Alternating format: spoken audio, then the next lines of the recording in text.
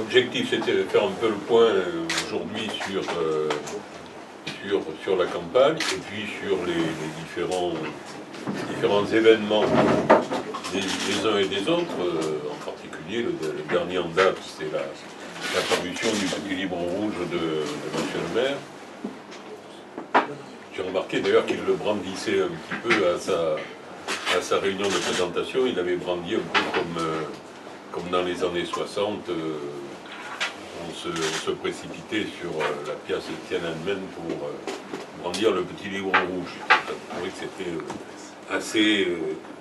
assez significatif et à la fois un peu ringard, puisque c'était quand même quelque chose qu'on avait connu dans un passé relativement ancien.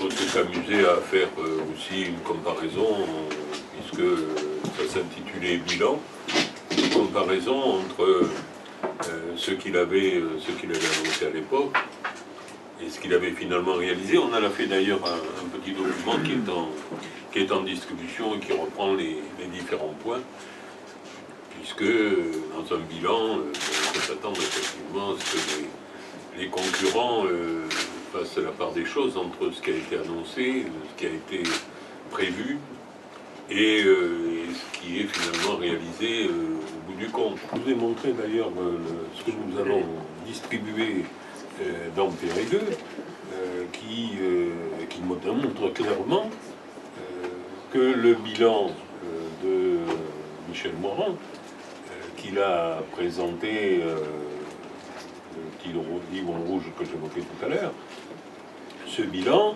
ne correspond pas aux engagements de début de mandat de 2008. Et on a fait une petite récap de ces engagements, de ces 25 engagements.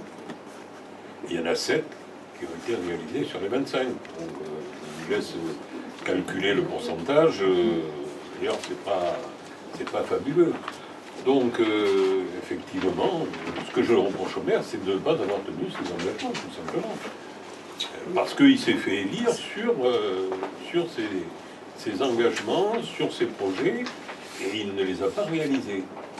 J'ajoute que, en vérité, Moiran a 2 points faibles. Le premier, c'est celui que je viens de dire.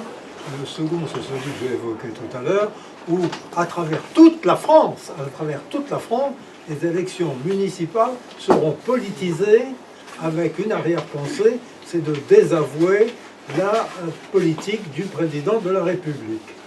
Alors c'est un honneur pour Moiran, évidemment, s'il est battu contre la politique du président de la République, car c'est pas son niveau. Qu'est-ce qui était prévu qu'il a fait et qu'il... Il revendique des logements. Il revendique du logement. Il n'a construit aucun logement. Tous les projets qu'il a réalisés pendant son mandat étaient engagés. Alors, il était engagé soit financièrement, comme tout ce qui a été fait dans le cadre de l'ANRU, sur la reconstruction là-bas de Rodier au bord de l'Arche.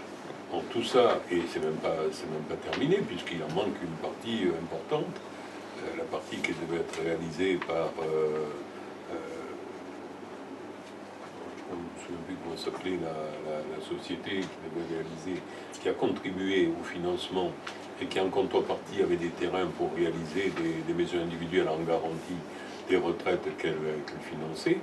Et pour le moment, on n'a rien vu se faire de ce côté-là. Donc il y a déjà un certain nombre de choses en 8 ans qui n'ont pas été réalisées.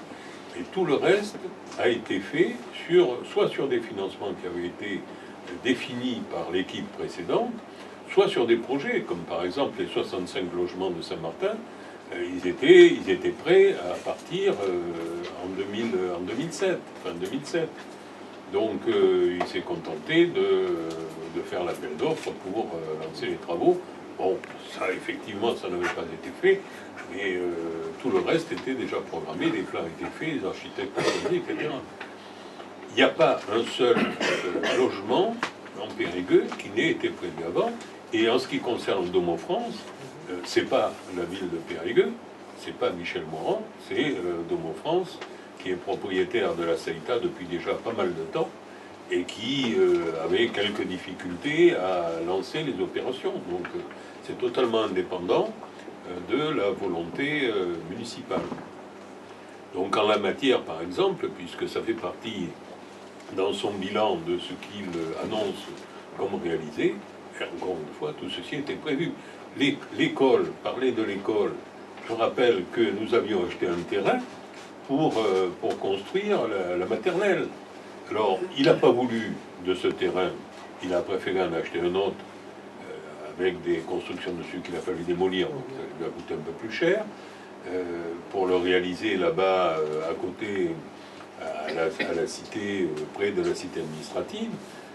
Alors on avait acheté l'ancienne salle d'horticulture, qui avait aussi l'avantage, en plus, d'être à proximité et d'être en corrélation directe avec le gymnase Secresta, ce qui permettait d'avoir, là encore, une facilité supplémentaire à la fois pour l'école et à la fois pour le gymnase, parce que ça lui permettait d'avoir une sortie sur l'arrière. Il a préféré vendre ça à des particuliers. Bon, je ne sais pas si c'est une bonne opération, mais en tout cas, ça aurait permis de limiter déjà le coût de construction de l'école en évitant d'avoir un autre terrain à racheter. Le prix du terrain était déjà réalisé. Donc, et bien entendu, pourquoi ça avait été fait? Ça avait été fait pour permettre à l'école de la Cité de créer un restaurant à l'intérieur de l'école qui n'existait pas. Il fallait absolument sortir la maternelle de cet ensemble, la reconstruire ailleurs pour avoir la place, ce qu'il est en train de faire aujourd'hui, pour avoir la place de créer un restaurant dans l'école et les cuisines qui vont avec, permettant de réchauffer les aliments, puisqu'on est en liaison froide sur Périgueux. Donc tout ceci, c'était déjà prévu. Il n'y a pratiquement aucune réalisation d'envergure de Michel Morand qui n'ait été prévue dans le passé. Et même, je vais vous dire, en ce qui concerne les chaufferies bois, les chaufferies n'étaient pas prévues, mais les études ont été financées en 2007 dans le budget préparé par nous-mêmes et qui a été ensuite voté et exécuté par Michel Morand. Donc même dans ce domaine-là, c'était déjà engagé par l'équipe précédente. Alors, bien qu'il récupère l'ensemble de ce qui a été réalisé sous sa mandature, mais encore une fois, tout ceci était largement déjà engagé et prévu auparavant. Vous voyez que Dodou connaît non seulement les dossiers passés, les dossiers présents et les dossiers à venir. Rien ne lui échappe dans Périgueux. Et donc Périgueux ne peut pas lui échapper.